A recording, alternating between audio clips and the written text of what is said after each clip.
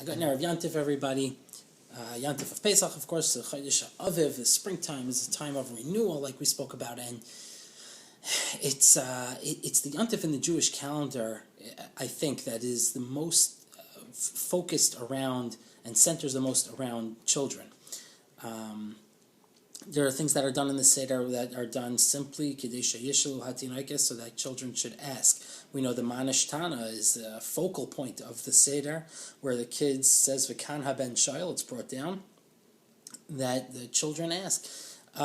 Children are very involved in the Seder, and of course central to this entire theme and this entire idea are the four sons that it says, the four children, the Chacham, the Rasha, the Tam, the She'eni Yodei Alishal. So let's try to think, what are the challenges for each one of these children? So the Chacham, we can understand pretty easily. The Chacham is the smart one who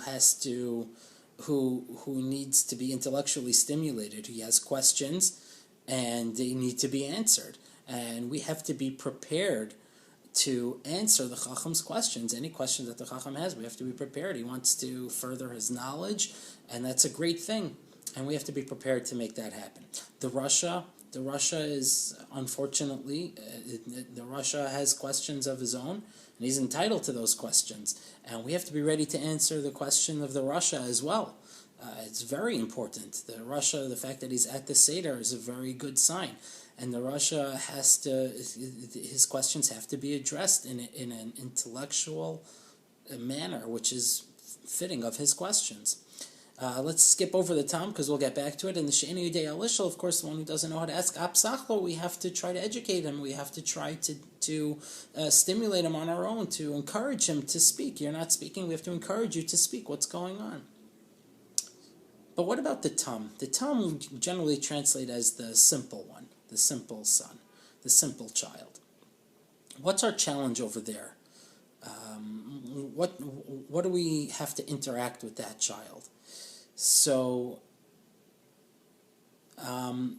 we know that Tam, I think we have to rethink, and I saw this from Rabbi Chiel Spiro, I think we have to rethink what the definition of Tam is. We generally translate it as the simple son, but we know that Yaakov was an Ish Tam Yoshev Ayhalam, was Yaakov Avinu a simple person. We know that the Rabbeinu Shalom is described as Atamu Metamim Timeim, and when we say V'chol Amin Man Rosh Hashanah and Yom Kippur, is Rabbeinu Shalom a simple being?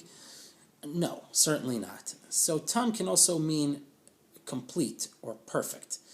Obviously we know there's no such thing as a perfect child, but sometimes as parents, those you parents out there, sometimes we tend to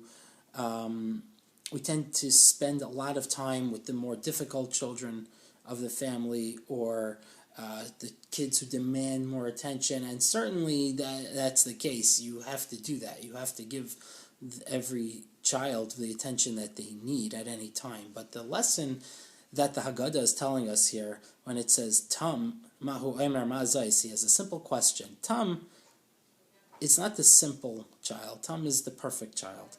The child you don't worry about. The child that sometimes can get lost because you just don't think about that child. You're not worried about him. You know that the kid will be okay, probably doesn't give trouble, and sometimes you can forget about that child.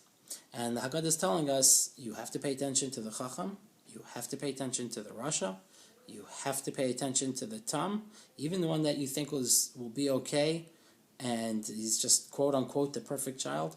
That child also deserves attention and needs attention. So the lesson of the four sons, and of course the She'eni Yodei Alishal needs attention as well.